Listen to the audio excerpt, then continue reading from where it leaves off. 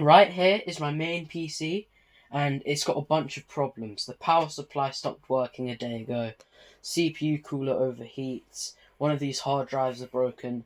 My main SSD, boot SSD, has problems. So I'm going to be moving everything in here and upgrading some parts over to here. And we'll see how it goes. The first thing we had to do was take all the parts we were going to keep out of this horrible old case. The only things we are keeping are the CPU, motherboard, and GPU. Everything else is either broken or we will replace.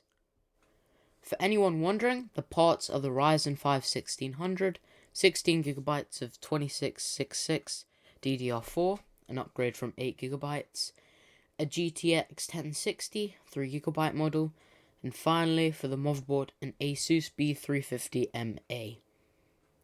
The main reason we are bothering to do this upgrade is because this amazing gold power supply died. We will replace this power supply with a 400 watt model from Be Quiet.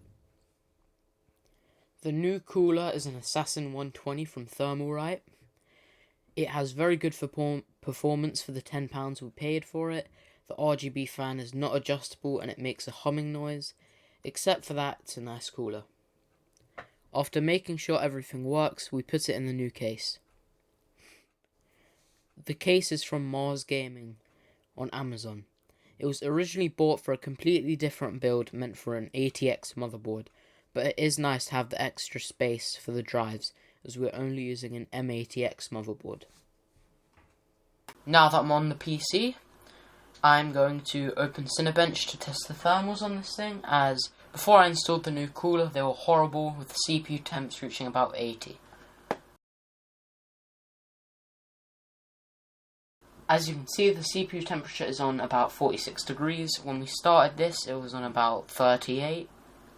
And when I just booted up my PC when it was on idle, it was at 32. So it has jumped up a bit, but it's nowhere near as bad as how it was before, where it was reaching 75 to 80 degrees just on idle. As you can see, the next game we were testing is Minecraft.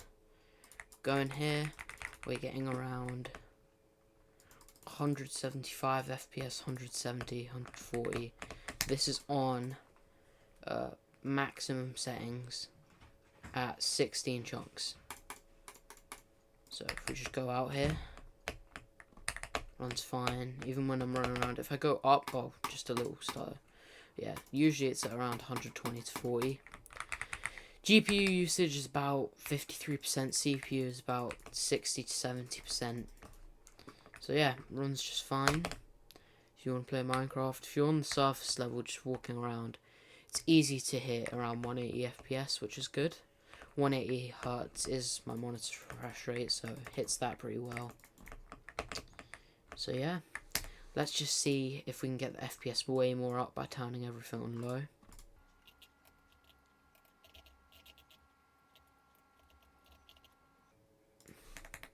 By putting everything on low, it really doesn't give that much of an FPS increase. FPS is still the same on ground. But the FPS has increased in air. It's now 180 in air. But when I'm on the ground, it's still the same. So, yeah, that's that. Now, since it's on capped at 180, let's just see what the maximum potential is by setting it to unlimited. And as you can see, we're getting much better FPS. We're hitting around 600 FPS right here on the lowest chunk rate, which is pretty decent. However, if we turn it up to 16, put the settings back on,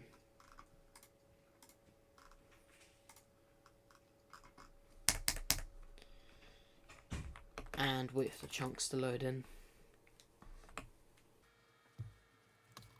With all the chunks loaded in, we get about 190 FPS in air. When we're on the ground, we get around 180. So a little bit of an FPS increase by unlocking it, but still around the same. Just walking around, ranging from 150 to 190. So that confirms Minecraft is playable on this PC with what's considered to be quite old parts. So that's impressive. On to the next test. As you can see, the next test is YouTube. I'm now on YouTube, and I'm going to start the test at 1080p. And on 1080p, the system runs fine. memory at 8 gigs, GPU at around 19%. When we increase it to 1440p, CPU bumps up a bit but then goes back down, and the GPU is just on the exact same that it was. We bump it up to 4K. It still runs fine, even if I speed it up, it is perfect. CPU bumped up a little bit, GPU goes up to 20% sometimes, but apart from that it's stable. And now for 8K.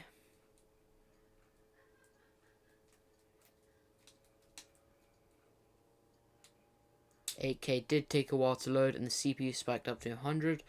This is where we see the big dip in performance. It's struggling to get even 5 frames in. Definitely one of the best systems we've done when it comes to 8K, but yeah, this cannot handle it at all. It's just like a still picture. GPU's chilling, but the CPU's struggling with this, and the memory's bumped up to 9.2 in terms of usage from what we started out on 1080p, which was 8 gigs, so yeah. On to the next test. As you can see, this is the next test, WebGL Aquarium, and this is our final test on 500. We get around 180 stable. 180 is my monitor refresh rate, so that's what it maxes out at. 1000 also 180. Around 60 on 10,000. On 15,000 around 40. On 20,000 around 30. 25,000 around 26. And the GPU's struggling a little bit more. And 30,000 around 20 FPS. And that's that. Thank you guys for watching. Please like and subscribe, and I'll see you in the next one.